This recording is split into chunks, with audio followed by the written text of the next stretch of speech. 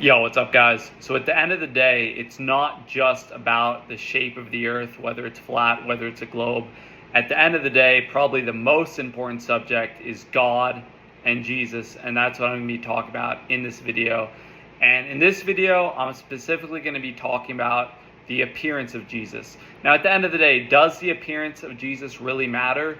No, it doesn't, guys. I'm not freaking racist. I'm not just believing what I want to believe or whatever. I'm just going to be talking about how I personally believe Jesus looked. It's totally fine to disagree with me, and it's totally fine for me to disagree with you. This is just my opinion of how Jesus Christ, who lived 2,000 years ago, looked. So feel free to disagree with me, but I do have a document on screen.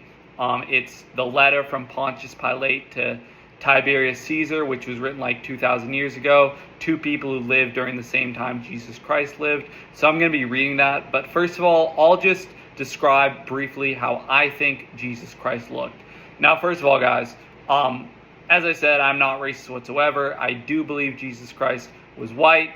He could have been Middle Eastern. He could have been black, whatever. I believe he's white, but that's not because I'm freaking racist.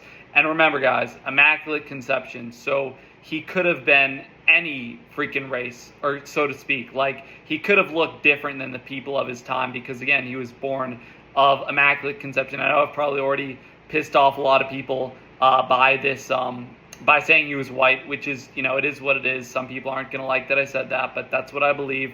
So first of all, before I go into detail, I'm just going to put up a picture in summary of how I believe Jesus Christ looked right here, like Dog the Bounty Hunter. That's not a joke. That's how I believe he looked. So you don't need to listen. So I don't bore you to death with an in-depth description. So you can just, look at the picture and see in summary how I believe he looked. But basically, I believe he was on the taller side, between 6 foot and 6'3", tan, sunburnt skin, long bleach blonde hair.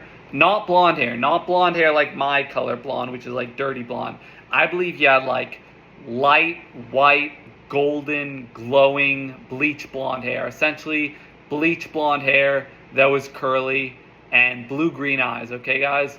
But right now, that's how I view Jesus and stuff. How I believe he looked.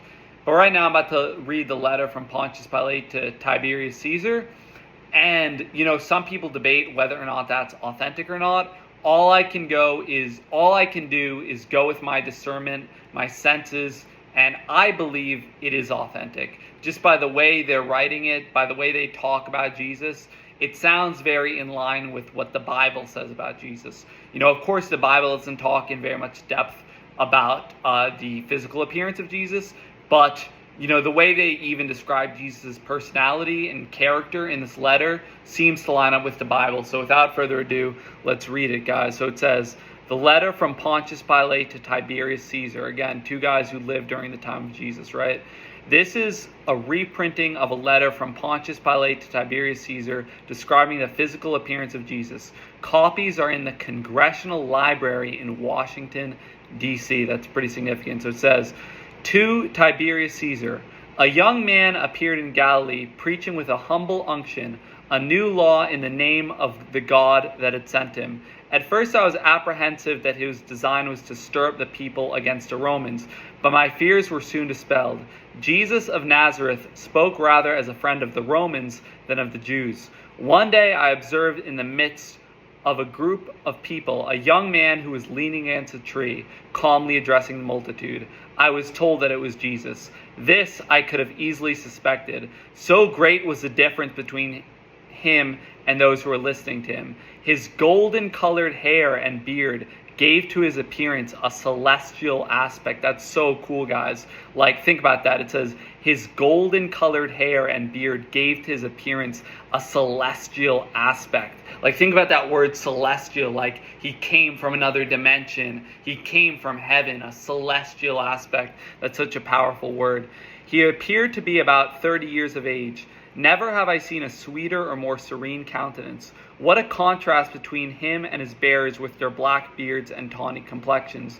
Unwilling to interrupt him by my presence, I continued my walk, but signified to my secretary to join the group and listen. Later, my secretary reported that never had he seen in the works of all philosophers anything that compared to the teachings of Jesus. He told me that Jesus was neither seditious nor rebellious, so we extended to him our protection. He was at liberty to act, to speak, to assemble, and to address the people. This unlimited freedom that Jesus had provoked the Jews, not the poor, but it provoked the rich and powerful. Later, I wrote to Jesus requesting an interview with him at the Praetorium. He came. When the Nazarene made his appearance, I was having my morning walk, and as I faced him, my feet seemed fastened with an iron hand to the marble pavement, and I trembled in every limb as a guilty culprit, though he was calm. For some time I stood admiring this extraordinary man. There is nothing in him that was repelling, nor in his character, yet I felt awed in his presence. I told him that there was a magnetic simplicity about him and his personality that elevated him far above the philosophers and teachers of his day. Now, noble sovereign, these are the facts concerning Jesus of Nazareth, and I have taken the time to write you in detail concerning these matters. I say that such a man who could convert water into wine, change death into life, disease into health, calm the stormy seas, is not guilty of any criminal offense, and as others have said, we must agree, truly this is the Son of God, your most obedient servant, Pontius Pilate. So, such a powerful thing, guys. Talks about Jesus, his appearance, having golden hair and a golden beard and a celestial aspect. It also says, that Pontius had never seen such a sweet and serene countenance, which means Jesus was, a really nice, peaceful, loving person. So, I just want to read that to you guys. I know it might offend people. I just want to clarify, just because I believe Jesus was white does not make me racist. The same way someone else could believe Jesus was black and that wouldn't make them racist. It's just what I believe. So yeah, at the end of the day, that's what I believe. I posted the picture of Dog the Bounty Hunter showing you guys what I believe Jesus looks like. And that's about it. That's what my senses tell me. How I believe Jesus looks. So have a good one, guys. And, be ready. The Bible promises that Jesus could come back at any time and that he will come back. So be ready for his return. Have a good one, guys. God bless.